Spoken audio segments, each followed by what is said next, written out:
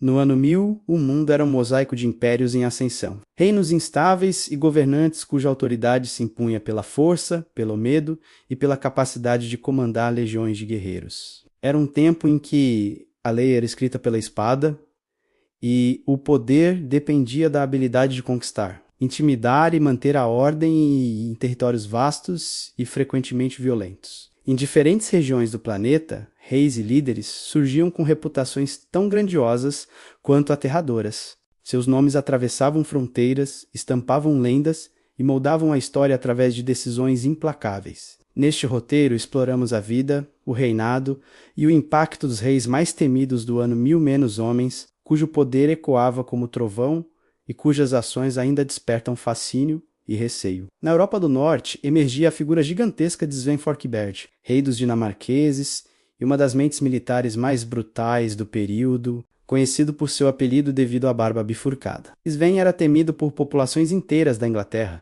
que tremiam ao ouvir notícias sobre suas incursões. Ele liderava exércitos vikings com habilidade e frieza, invadindo cidades costeiras, queimando aldeias e cobrando pesados tributos. Seu objetivo não era apenas saquear. Sven queria conquistar, dominar e estabelecer um reinado que unificasse povos sob sua bandeira. Sua capacidade de aterrorizar inimigos era tão grande que muitas vezes bastava a notícia de seu avanço para que vilas inteiras fugissem para o interior. Com o tempo, Sven se tornaria rei da Inglaterra, consolidando sua imagem como um dos governantes mais impiedosos e respeitados do seu século. Enquanto o norte da Europa temia os vikings, o mundo eslavo tremia diante da força de Vladimir, o Grande, governante da Rússia de Kiev. Ele era conhecido tanto por sua visão estratégica quanto por sua brutalidade na guerra. Antes de se converter ao cristianismo e se transformar num líder mais estável, Vladimir consolidou seu poder esmagando rivalidades internas com violência calculada. Liderou batalhas contra povos vizinhos, ampliou as fronteiras de seu território e impôs sua autoridade sobre cidades rivais. Para muitos, ele não era apenas um rei. Era uma força implacável que decidia o destino de povos inteiros. Seu domínio ficou marcado por execuções públicas, campanhas militares ferozes e pela capacidade de inspirar temor tanto em aliados quanto em inimigos. No coração da Europa Central surgia Boleslau I da Polônia, apelidado de O Bravo, mas também lembrado como um líder implacável que impôs sua autoridade com um punho de ferro. Ambicioso e determinado, Boleslau transformou um conjunto de tribos em um estado sólido. Ele enfrentava conflitos sem hesitação, liderava campanhas militares contra o Sacro Império Romano-Germânico e expandia seu território com uma ferocidade incomum. Sua política de governar com firmeza, punindo rebeliões com extrema severidade, criava tanto admiração quanto medo. Boleslau não aceitava oposição e considerava qualquer ameaça ao seu poder como motivo suficiente para esmagar inimigos sem piedade. Seu reinado foi fundamental para consolidar a Polônia medieval, mas sua reputação como um governante temido permanece até hoje. Quando olhamos para a Escócia do ano 1000, encontramos Kenneth II, um rei, cuja determinação em unificar povos levava-o a tomar decisões cruéis e calculadas. Kenneth foi lembrado por eliminar rivais, exilar opositores e aplicar punições duríssimas a qualquer grupo que ameaçasse sua autoridade. Em uma época em que clãs brigavam constantemente pelo poder, ele se destacou pela capacidade de manipular alianças e de conduzir campanhas militares com astúcia. Sua figura era tão temida que, mesmo após sua morte, lendas sobre sua crueldade continuaram a circular entre os clãs, reforçando a imagem de um rei que governou com força implacável. No território húngaro, Estevão I, conhecido como o Santo, pode parecer uma figura contraditória em uma lista de reis temidos. Porém, apesar de ser lembrado pela cristianização da Hungria, Estevão consolidou seu poder com dureza extrema. Ele combateu os chefes tribais que se recusavam a aceitar sua autoridade, destruiu revoltas com violência e estabeleceu um reinado forte, baseado em disciplina rígida.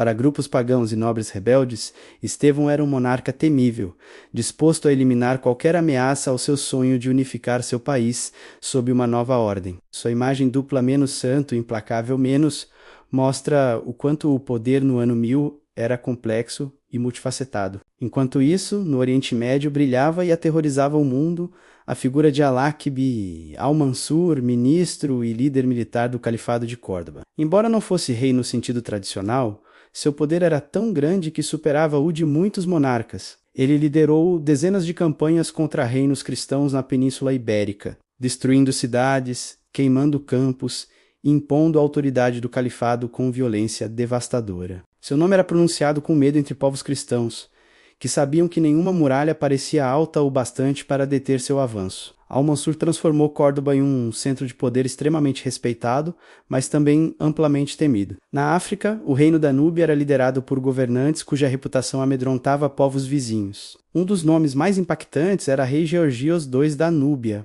conhecido por suas campanhas defensivas extremamente agressivas. Ele enfrentou ameaças árabes e garantiu a sobrevivência de seu reino, com estratégias militares ousadas e lealdade absoluta ao seu povo. Sua habilidade de transformar conflitos em vitórias sangrentas e sua disposição de retaliar ataques com força multiplicada fizeram dele um líder, cuja autoridade era respeitada e temida por todos ao redor. Seguindo para o Oriente, encontramos a figura poderosa de Rajendra Chola.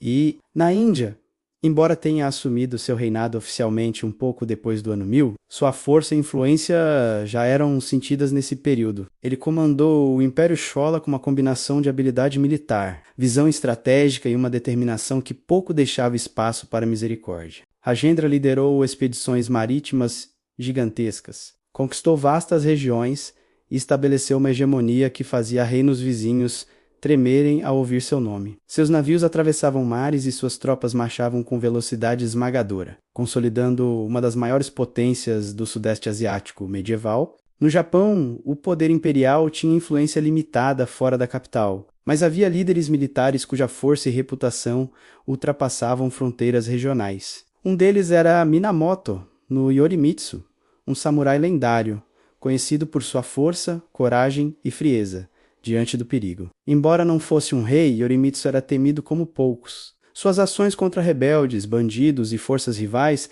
eram rápidas e decisivas. Ele era símbolo de autoridade militar e sua figura se misturava com mitos de monstros derrotados e batalhas impossíveis. Qualquer força que ousasse desafiar o clã Minamoto sabia que enfrentaria um líder cujo rigor e habilidade eram quase sobrenaturais. Ao observarmos todos esses líderes, percebemos que o ano 1000 não era apenas um período de reinados tradicionais. Era uma era de transição, expansão e brutalidade necessária para sobreviver e governar. Os reis e líderes mais temidos desse período não se destacavam apenas pela violência gratuita, mas pela combinação de estratégia, poder militar, disciplina e uma visão que ultrapassava seu tempo. Governar no ano 1000 significava assumir riscos extremos, eliminar ameaças sem hesitação e manter populações inteiras sob controle firme. Esses governantes se tornaram temidos porque representavam algo maior do que si próprios. Representavam a força de um povo, a estabilidade de um território